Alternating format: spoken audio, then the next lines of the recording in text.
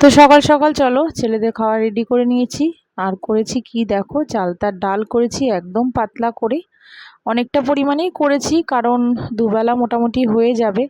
আর ওদিকে দিয়েছি একটু আলু সিদ্ধ, একটা শুকনো লঙ্কা দিয়ে ভালো করে একটু মেখে নিয়েছি। আর করেছি ডিমের অমলেট আর ব্রাহ্মী শাক ভাজা।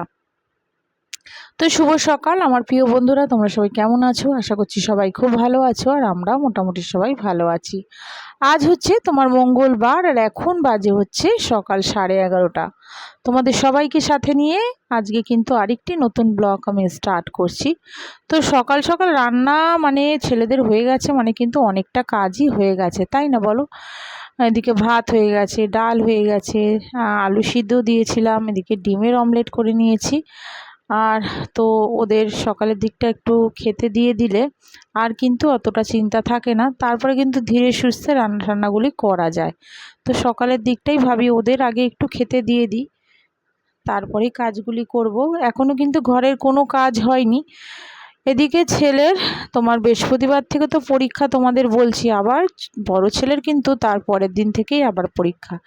দুজনের একসাথেই পরীক্ষাটা মানে শুরু হবে। একদিকে ভালোই হয়েছে দুজনের একসাথে পরীক্ষা, কারণ দেখো একজনের পরীক্ষা যদি আগে তোমার শুরু হয় একজনের দেরিতে, তাহলে কিন্তু আবার ঘরে খুব অসুবিধা হয়। কারণ কি বলো তো, হয়তো বড় ছেলের আগে পরীক্ষা শেষ হয়ে গেল, তো ছোট ছেলে বলবে ও মা ওর পরীক্ষা শেষ হয়ে গেল আমাকে পড়তে হচ্ছে। আবার ধরো ছোট ছেলের আগে শেষ হয়ে গেল, তখন আবার বড় ছেলে বলবো ও মা ভাইয়ের পরীক্ষা শেষ হয়ে গেছে আমাকে পড়তে হচ্ছে, বলো এরকম। বড় ছেলে এখন কিন্তু বড় হয়ে গেল, এখনও কিন্তু ওর বাচ্চা বুদ্ধিগুলি রয়ে গেছে। তো যাই হোক, তো দেখো আমি কিন্তু ঘরের বেডটা কিন্তু এবার এসে দেখো ক্লিন করে নিচ্ছি, ওপরের চাদরটা তো কয়েকদিন হয়ে গেল, তা ভাবলাম না তুলে ফেলি, তা তুলে দেখো আবার একটা নতুন চাদর পাতবো। আর তো এই চাদরটা তো নিচেই পাতা থাকে, এটা তো তোমরা দেখেছো, চাদরের ওপরেই কিন্তু আমি আর একটা চাদর পেতে নিই। তো সেটাই দেখো পেতে নিচ্ছি ভালো করে ঝেড়ে ঠেড়ে নিচের চাদরটা, এবার উপরের কাঁচা চাদরটা পেতে দেব। আর ঘর কিন্তু এখনও তোমার ঝাড়পোছ করতে পারিনি। এর আগে কয়েকদিন আগের ব্লগে বলছিলাম যে ভাদ্র মাসের পুজোর আগে যে ঝাড়পোছটা, সেটা কিন্তু এখনও করিনি। ভাবলাম ছেলের পরীক্ষাটা দুজনের হয়ে যাক, তো তারপরেই করব।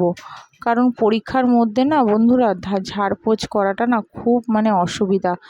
ওদিকে ছেলেকে তো স্কুলে পাঠাচ্ছি না, ঘরেই একটু তোমার পড়াচ্ছি। তো ওদিকে ছেলেকে যদি তোমার পড়াতে বসাই, তো ঝাড়পোছটা করবো কি করে? আর ঝাড়পোছ করলে কিন্তু ওকে এই ঘরেও বসাতে পারবো না, আর ওর পড়াগুলিও দেখতে পারবো না। তো ভাবলাম থাক, দেরি যখন হয়েছেই তো ওর পরীক্ষাটা হয়ে যাক, তারপরে একবারে পুরো ঘর ঠরগুলি ঝাড়বো। তো এখন কিন্তু দেখো বেডটা ক্লিন করে যে সমস্ত জামা কাপড়গুলি ছিল সেগুলি কিন্তু একটা একটা করে সব ভাঁজ করে রাখলাম। আর এদিকে ঘরের যে যাবতীয় রোজকার কাজগুলি সেগুলিই কিন্তু করে নিচ্ছি, পোছাপুছিগুলি।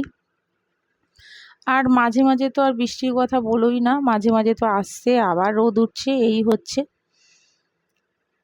বড় ছেলে গেছিল পড়তে, তা ও চলে এসছে। ও আসার পরেই কিন্তু ওকে খেতে দিয়েছিলাম দুই ভাইকে। ওর আজকে সকালের দিকটা কোচিং ছিল। তো এখন দেখো এঘর ওঘর করছে। তো আমার কিন্তু দেখো ঘরের কাজ কিন্তু পুরো কমপ্লিট হয়ে গেছে, যাবতীয় যে ঘরের কাজ করি সমস্ত কিছু করে নিয়েছি। আর ঘর পরিষ্কার মানেই দেখো সব কিন্তু কাজ হয়ে গেল, শুধু রান্নাটুকুই বাকি আছে। চলো তাহলে এবার রান্নাটাও সেরে ফেলি। আর তোমাদের দাদাভাই কি নিয়ে এসেছে সেগুলো তো তোমাদের দেখাতে হবে, তাই না? আর দিকে দেখো বড় ছেলে একটু শুয়ে রয়েছে। ও বলছে তোমার একটু খাওয়া দাওয়ার পরে বলছে মা একটু রেস্ট নিই, তারপরে পরে আবার পড়তে বসবো। ও নিজে থেকেই পড়ে, ওকে আর বলি না, ও নিজে নিজেই ওর পড়াটা তৈরি করে নেয়। কারণ ক্লাস 12 মানে তোমার বুঝতেই পারছো, এখন ওর নিজের বুদ্ধিটাও চলে এসছে যে আমাকে নিজেরটা নিজেই করে নিতে হবে। তো ক্লাস 9-10 পর থেকে কিন্তু ও ওর নিজেরটাই বুঝে নেয়। ক্লাস 10 অবধি তাও ওর পাশে পাশে একটু তোমার বলে বলে দিতাম, একটু তোমার লিখে লিখে পড়াতাম। তো এখন কিন্তু ও নিজেরটাই নিজেই করে নেয়। তো দেখো চলে এলাম রান্নায়। আজকে করব হচ্ছে তোমার চিংড়ি মাছ দিয়ে একটু মোচাটা আগের দিন রাতে শাশুড়ি টিভি দেখতে দেখতে জানো তো মোচাটা ছাড়িয়েছে।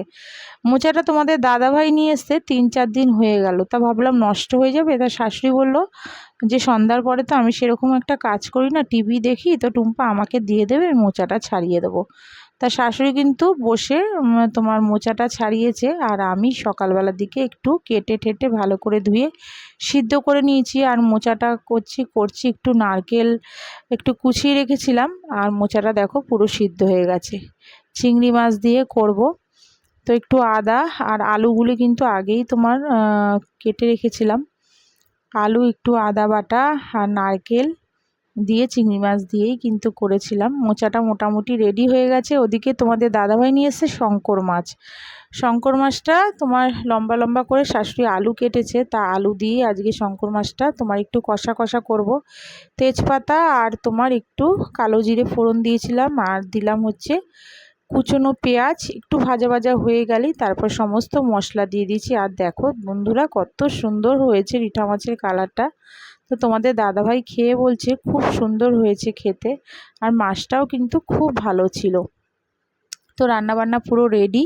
তো দেখো মোচার তরকারি করেছি, ওদিকে তো তোমার ডালটা সকালেই করেছিলাম, আর এদিকে দেখো রিঠা মাছের তরকারিটা ভীষণ ভালো হয়েছিল খেতে, আর কালারটাও দেখো কত সুন্দর হয়েছে।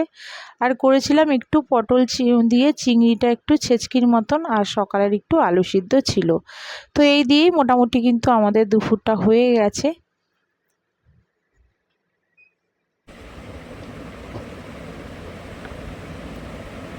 তো বন্ধুরা দেখো, এটা ফ্লিপকার্ট থেকে অর্ডার করেছিলাম নেল পলিশ, তা সেটা দেখো এখন এলো এইমাত্র। তো সেগুলি আবার তোমাদের সঙ্গে শেয়ার করছি। চলো এর ভেতরে কি কি কালার আছে সেগুলি দেখাবো। দেখো কালারগুলি দেখো বন্ধুরা কত সুন্দর।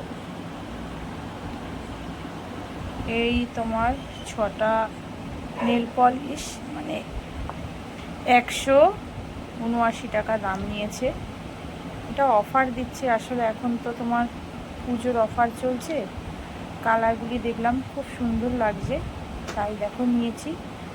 খুব একটা কিন্তু বেশি দাম না। তো দেখো এই কালারটা আমার বেশি ভালো লাগছে, একদম আনকমন কালার। এর আগে এরকম কালার আমি ব্যবহার করিনি, তো খুব ভালো লাগছে।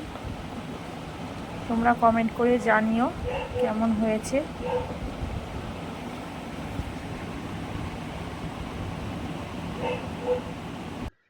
তো চলে এলাম, তারপরে দেখো কিচেনে এখনও চা করিনি, চাটা করব। তার আগে ছোট ছেলে বলল যে মা একটুখানি তোমার খিদে পেয়েছে, কি খাবো। তা আমি ভাবলাম একটু ম্যাগির মতন চাউমিন করে দিই।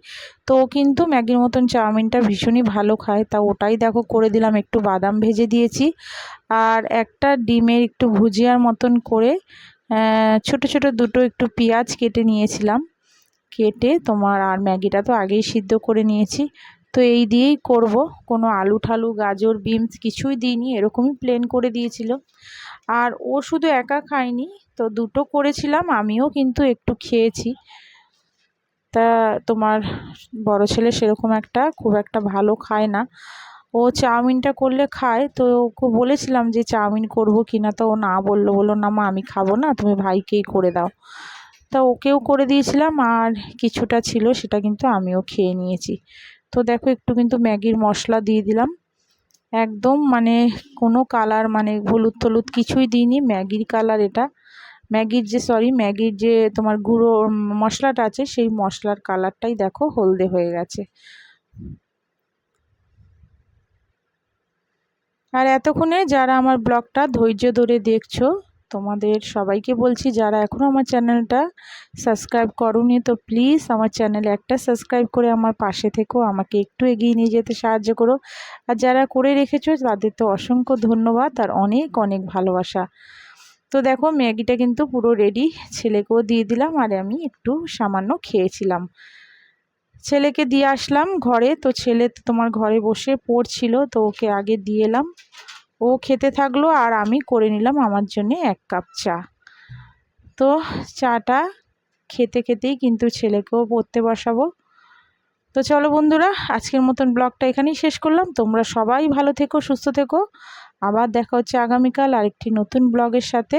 তাহলে আজকের মতন সবাইকে টাটা।